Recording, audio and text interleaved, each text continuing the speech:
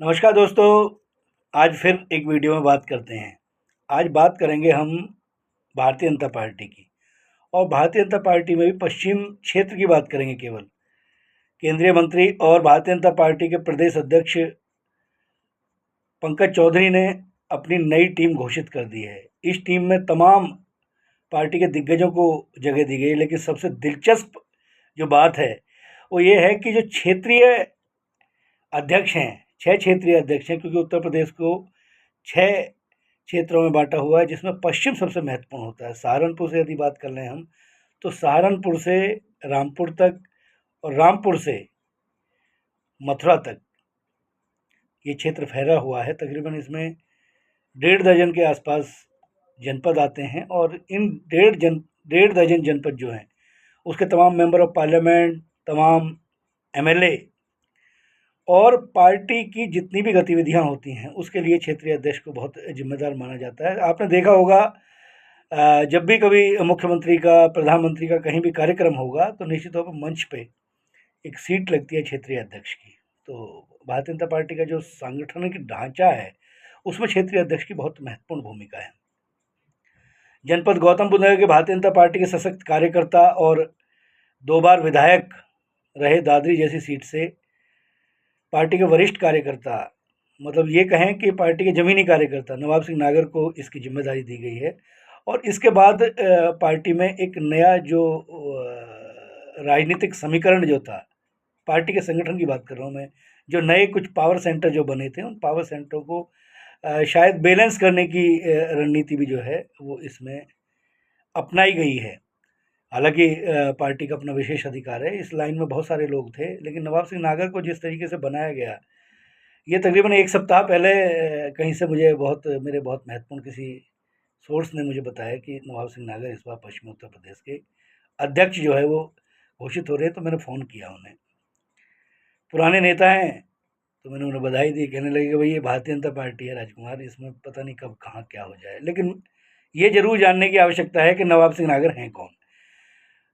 एक जो दौर था जब ये जो गौतम बुद्ध नगर है, कि 1997 में गौतम बुद्ध नगर बना, उससे पहले गाजियाबाद ज़िले का पार्ट हुआ करता था। और जो नोएडा है, नोएडा एक मंडल था, और उस समय जो पार्टी के वरिष्ठ नेता हुआ करते थे वो प्रणीत भाटी हुआ करते थे। प्रणीत भाटी के बड़े भाई प्रवीण भाटी हुआ करते थे। वो भारतीय जनता पार्टी के सशक्त कार्यकर्ता थे। उन्होंने जो कार्यकर्ता थे, उन कार्यकर्ताओं को जोड़ा और पार्टी को सशक्त किया।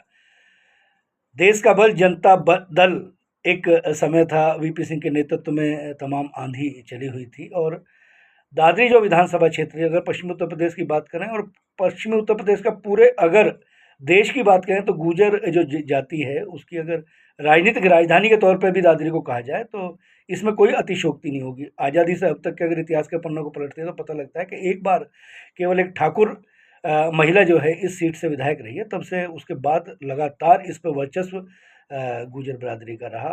और एक दौर था महेंद्र भाटी। महेंद्र भाटी बहुत सशक्त कार्यकर्ता थे और सशक्त नेता थे। उत्तर प्रदेश में विधानसभा के में उपनेता भी थे। मुलायम सिंह के बहुत करीबी माने जाते थे, अजीत सिंह के बहुत करीबी माने जाते थे। और उनके अंदर जो राजनीति के जानकार हैं, हम बहुत छोटे थे, देखते थे जब चुनाव का दौर होता था, तो जब जनता दल के कार्यकर्ता आया करते थे, तो भारतीय जनता पार्टी के बहुत सारे कार्यकर्ता जो है वो टेबल के नीचे घुस जाया करते थे। मतलब हम लोग तो यहीं पल के बड़े हुए। मैंने भी अपनी आँखों से बहुत सारे ऐसे कार्यकर्ताओं को देखा कि जो चेहरा कहीं न कहीं दुबकाते थे, क्योंकि बस्ता जो लगता था, बस्ते पे रहते थे। लेकिन उस दौर में भी नवाब सिंह नागर वगैरह डटे रहे। नवाब सिंह नागर उनके परिवार के सामने चुनाव लड़े, एक बार हारे, फिर जीते, उसके बाद पार्टी ने वरिष्ठ पदों पे ले गए। लेकिन बहुत लंबे समय से नवाब सिंह नागर जो है बिल्कुल एकदम साइलेंट थे, लेकिन सौम्य व्यक्तित्व उनका, हर जगह किसी के भी सुख दुख में शामिल होना नवाब सिंह नागर की एक नीयत है। मैं केवल इसलिए नहीं कह रहा कि भाई आज वो पावर में आ गए हैं, क्योंकि 1998 से मैं पत्रकारिता कर रहा हूँ, तो मैंने भी बहुत कुछ देखा। उससे पहले मैं इसी क्षेत्र में पल के बड़ा हुआ। तो नवाब सिंह नागर जो है, नवाब सिंह नागर ने वो दौर देखा जब भारतीय जनता पार्टी के कार्यकर्ता टेबल के नीचे घुस जाया करते थे। भारतीय जनता पार्टी का कार्यालय अब, क्योंकि अब तो पार्टी के सारे संसाधन जो हैं वो बन गए हैं, नोएडा में जो कार्यालय था उसका उद्घाटन हुआ, तो उस दिन मैं नवाब सिंह नागर जी का इंटरव्यू करने का प्रयास कर रहा था। मैंने उनसे वही सवाल किया, तो उन्होंने कहा कि यार मैं इस बारे में कुछ नहीं कहूँगा, और उन्होंने बहुत हँस के उस चीज़ को टाल दिया। तो स्वाभाविक तौर पर पॉलिटिकल राजनीतिक जो एक मर्यादा होनी चाहिए, अपनी बात को मतलब बहुत एग्रेसिव होके नवाब सिंह नागर कभी नहीं कहते। अब जिस तरीके की गतिविधियाँ, जिस तरीके की परिस्थितियाँ हुई हैं, क्योंकि सहारनपुर से लेके रामपुर और रामपुर से लेके मथुरा तक का क्षेत्र जो है, क्षेत्रीय अध्यक्ष का जो प्रोटोकॉल है, उस प्रोटोकॉल को पालन करेंगे। इन तमाम क्षेत्रों में जो जिलाध्यक्ष हैं, उन जिलाध्यक्षों से मिलना है, समन्वय करना है, समीक्षा करनी है संगठन की। जो सरकार की योजनाएं हैं, वो आम आदमी अंतिम पायदान पर खड़े हुए आदमी तक पहुंच रही है, नहीं पहुंच रही हैं।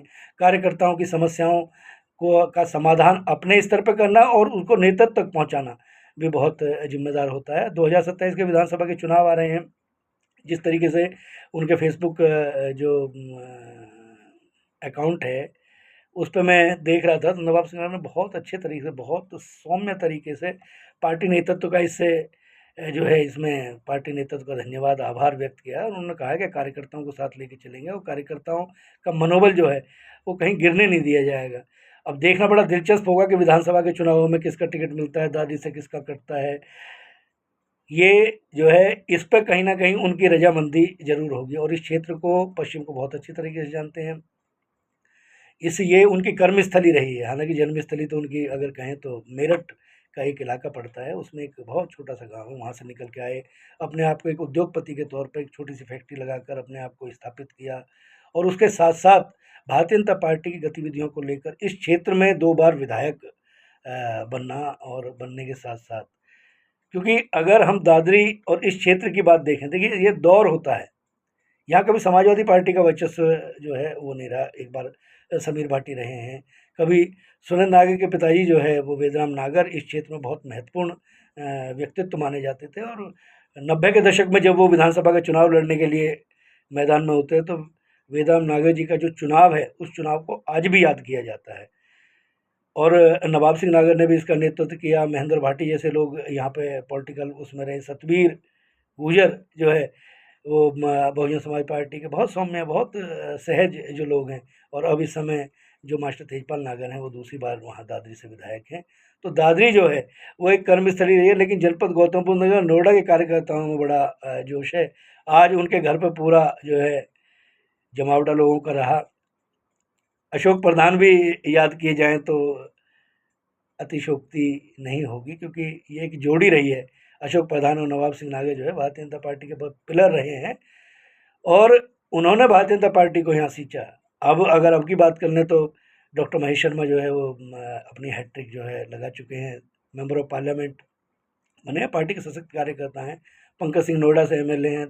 ठाकुर धीरेन्द्र सिंह कांग्रेस में राहुल गांधी की बाइक पे बैठ के वो आए थे, और नेतृत्व मिला, और आज भारतीय जनता पार्टी के एक सशक्त नेता के तौर पे उन्होंने अपने आप को स्थापित किया। विधायक हैं दूसरी बार, और हवाई अड्डा जो है वो बन चुका है। एक अच्छे पावर सेंटर के तौर पे भी धीरेन्द्र सिंह को जाना जाता है।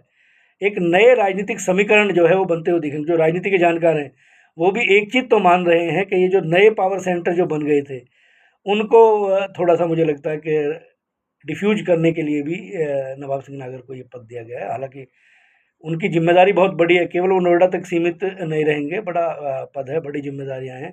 इसके लिए उन्हें बहुत-बहुत शुभकामनाएँ। और भारतीय जनता पार्टी के कार्यकर्ताओं ने जिस तरीके से उनका मनोबल बढ़ाया है, तो वो जो दौर था, वो जो माफियाओं से लड़ के वो आगे आए, उसको भी मुझे लगता है कि याद करने की आवश्यकता है। भारतीय जनता पार्टी में कार्यकर्ताओं को मिली, लेकिन नए कार्यकर्ताओं को शायद इन सब बातों का जानकारी नहीं होगी, और उन्हें इन सब चीज़ों की जानकारी होनी चाहिए। चलिए, इस वीडियो में इतना ही, फिर एक नई वीडियो में मिलेंगे। नमस्कार।